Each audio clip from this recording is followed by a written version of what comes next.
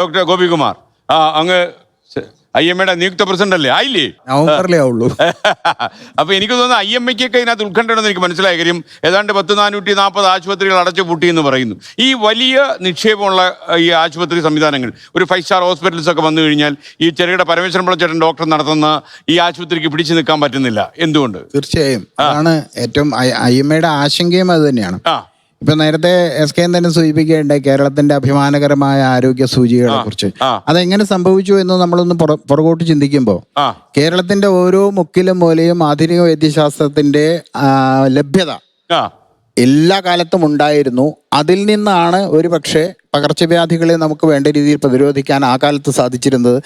അതിനുശേഷം ആയുർദൈർഘ്യം കൂടുതലായി വരുന്ന ഇപ്പം 82 വയസ്സ് 83 വയസ്സ് വരെയാണ് കേരളത്തിന്റെ ഒരു പൗരന്റെ ആയുർദൈർഘ്യം വരുന്നത്. അല്ല, അതിലേക്കാണ് ഞാൻ വരുന്നത്. കാരണം 18% സീനിയർ സിറ്റിസൺ, 60 വയസ്സിനും 70 വയസ്സിനും മുകളിലുള്ള പൗരന്മാർ താമസിക്കുന്ന ഒരു സ്ഥലമായിട്ട് കേരളം മാറിക്കൊണ്ടിരിക്കുകയാണ്.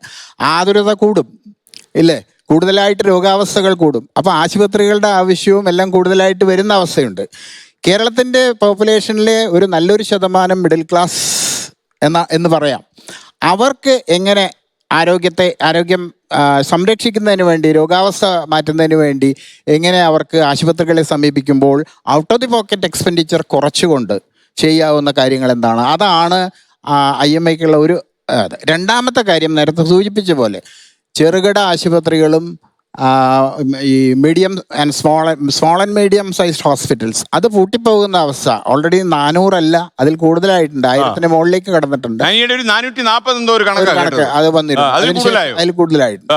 അത്തരം ആശുപത്രികളാണ് കേരളത്തിന്റെ ആരോഗ്യ സൂചികകൾ ഇതിലേക്ക് ഉയർത്തുന്നതിന് സാധിച്ചിട്ടുള്ളത്. അതുപോലെ തന്നെ ഇപ്പോൾ രോഗാവസ്ഥ കൂടുന്നതും പോപ്പുലേഷൻ കൂടുന്നതും അനുസരിച്ച് അവർക്ക് വേണ്ട ആരോഗ്യ സംരക്ഷണം കിട്ടുന്നതിനുള്ള ഒരു മാർഗമായി തന്നെ അത് തുടർന്ന് നിലനിന്ന് പോകണമെന്നുള്ള ഒരു ആഗ്രഹം കൂടി ഉണ്ട്. അപ്പം അത് ഈ കോർപ്പറേറ്റ് ആശുപത്രികളുടെ ഈ നമ്മുടെ ഇടയിലേക്കുള്ള ഈ കടന്നു കയറ്റത്തിനുള്ളിൽ എങ്ങനെ അതിനെ പ്രതിരോധിക്കാം, അതിൽ ഏത് രീതിയിൽ നമുക്ക് പരിഹാരം കാണാം എന്നുള്ളതാണ് നാം ചെയ്യേണ്ടതെന്നാണ് എനിക്ക് തോന്നുന്നത്.